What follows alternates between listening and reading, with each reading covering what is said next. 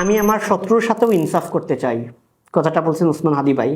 এই কথাটা রিসেন্টলি অনেক ভাইরাল হয়েছে যে উনি চান যে ওনার শত্রু যেন ন্যায় বিচার পায়, সেটার জন্য উনি চেষ্টা করে যাবেন, সেটার জন্য উনি লড়ে যাবেন। ওসমান হাদি ভাই যে এই কথাটা বললেন, এইটা ওনার ইন্সপাইরেশনটা কি ছিল?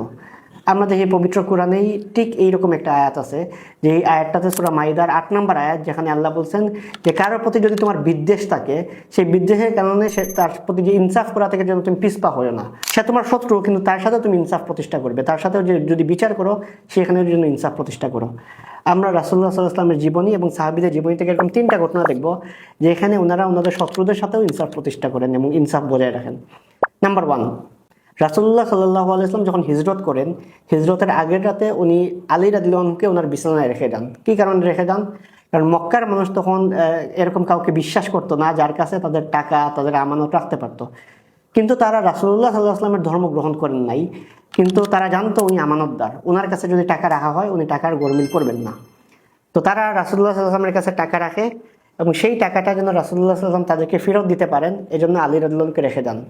তো আলী রাদিয়াল্লাহু আনহু পরদিন রাসূলুল্লাহ সাল্লাল্লাহু আলাইহি ওয়াসাল্লাম যাবার পরদিন সেই টাকাটা দিয়ে আসেন। এখানে একটা স্ট্র্যাটেজিক্যাল ব্যাপার, যে রাসূলুল্লাহ সাল্লাল্লাহু আলাইহি ওয়াসাল্লাম যদি তাদের কাছে টাকা দিতে চাইতেন, তাহলে তো উনি সবাই বুঝে ফেলতো উনি চলে যাবেন, তখন তো তারা তো অলরেডি অতপেতে আছে রাসূলুল্লাহ সাল্লাল্লাহু আলাইহি ওয়াসাল্লামকে হত্যা করবে, তাহলে তো এটা ফাঁস হয়ে যেত। কিন্তু তাদের টাকাও রাসূলুল্লাহ সাল্লাল্লাহু আলাইহি ওয়াসাল্লামের কাছে রাখা। তো উনি কি করেন, আলী রাদিয়াল্লাহু আনহুকে সেই দায়িত্ব দেন যে ওই টাকাটা যেন তুমি তার যার প্রাপ্য মালিক সবার কাছে দিয়ে দিও, একটা লিস্ট করে দেন, তাদের কাছে দিয়ে দিও। উনি পরের দিন সবাইকে টাকাটা দিয়ে দেন। তো ওই যাদেরকে উনি টাকা দেন তারা কারা? তারাও মুসলিম, তারা ইসলাম গ্রহণ করে নাই, এবং এই সব মানুষদের কারণেই, এই অমুসলিমদের কারণেই তো রাসূলুল্লাহ সাল্লাল্লাহু আলাইহি ওয়াসাল্লামকে হিজরত করতে হয়েছে।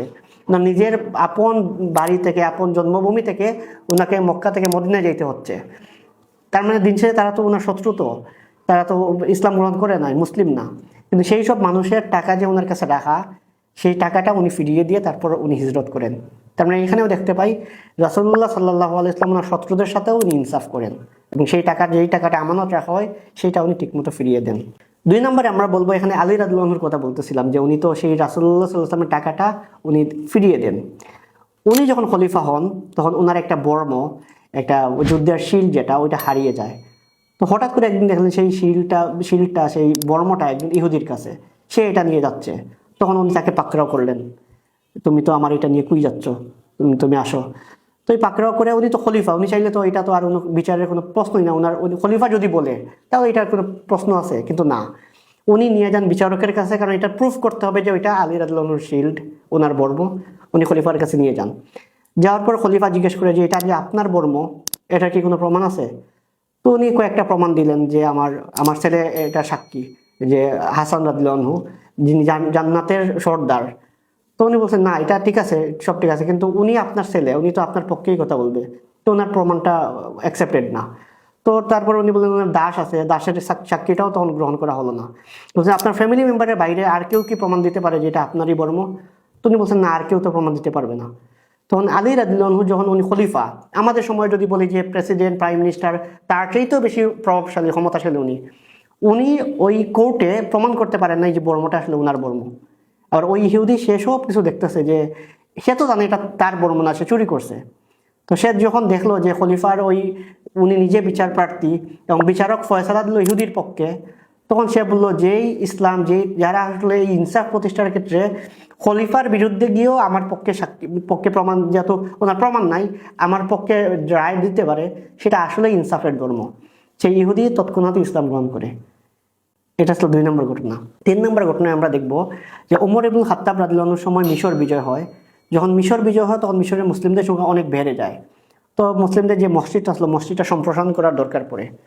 তো মসজিদটা সম্প্রসারণ করতে গিয়ে সেখানে একটা যে জায়গা ছিল, পাশের যে জায়গা, এইটা ছিল একজন অমুসলিম নারীর। তো ওনারা বলে যে ঠিক আছে, আমাদের যেহেতু মসজিদের জায়গা দরকার, এই তোমার যে বাড়িটা আছে, বাড়িটা আমরা ভেঙে ফেলবো, তোমাকে আরেকটা জায়গা দিব, সেখানে তুমি চলে যেতে পারবা। কিন্তু সেই নারী বললো যে না, আমার জায়গাটা আমি ছাড়বো না। এই জায়গার সাথে সে ইমোশনালি কানেক্টেড থাকতে পারে, তার বাপদাদার সম্পদ রেখে যাওয়া, তার ইমোশন অনেক কিছুই আছে, তো সেই জায়গাটা ছাড়তে চায় নাই। তো বাকি যারা ছিলেন, স্পেশালি আমর ইবনে আস রাদিয়াল্লাহু আনহু থেকে অন্যান্য সাহাবীরা, ওনারা বললো যে ঠিক আছে, তার জায়গার বিনিময়ে তো আমরা টাকা দিয়ে দিচ্ছি, মসজিদ করার দরকার, এখন ইসলামী কাজ করবো, এটা সে বাধা দেওয়ার তো কিছু নাই। ওনারা তার বাড়িটা ভাঙলেন, বাড়িটা ভাঙার পর তারা টাকা দিলেন, যে ঠিক আছে তোমার টাকা দিয়ে দিলাম, তুমি জায়গা কিনে চলে যাও। সেই নারী কি করলো, সেই অমুসলিম নারী যেহেতু এখানে বিচার পাইলো না, সে মদিনায় এসে ওমর রাদিয়াল্লাহু আনহুর কাছে বিচার দিল যে আপনার শাসক সে আমার জায়গা আমার ঘরটা ভাঙার পর এখানে মসজিদ নির্মাণ করছে, কিন্তু আমি তো তার অনুমতি দিই না, তারা আমার টাকা দিছে, এই টাকা দিয়ে আমি কি করবো, এটা তো আমার জায়গা। তো আমি অনুমতি না দেওয়ার সত্ত্বেও এই জায়গাটা জমিটা বানানো হলো, এই মসজিদের সম্প্রসারণ করা হলো। তখন ওমর ইবনুল খাত্তাব রাদিয়াল্লাহু আনহু, উনি তো খলিফা, উনি তো বলতেই পারতেন যে তুমি মুসলিম খলিফার কাছে প্রশ্ন নিয়ে আসতো যে তোমার মসজিদের জায়গা ভেঙে তোমার বাড়িটা বানাই দিব, এটা কোনো কারণ হইতে পারে, এরকম বলেন নাই। তো উনি আমর ইবনুল আস রাদিয়াল্লাহু আনহু ওনাকে ডাকলেন, ডাকার পর বললেন যে এই জায়গার মালিক তো সেই নারী, সে তো অনুমতি দেয় নাই এখানে মসজিদ বানানোর, তোমাদের জায়গা যদি সম্প্রসারণ করতে হয় অন্যদিকে করো, কিন্তু এই যে যতক্ষণ না সে অনুমতি দিচ্ছে ততক্ষণ পর্যন্ত এটা করতে পারবে না। যেহেতু ঘরটা ভেঙে ফেলছো, মসজিদটা বানাইছো, এখন মসজিদটা ভাঙ্গার পর মসজিদটা ঠিক আগের মতো যেরকম ছিল ওইরকম করো, আর সেই নারীর ঘরটা তোমরা যেহেতু ভাঙছো, সেই ঘরটা আগে যেরকম ছিল সে ঠিক সেরকম করে দাও।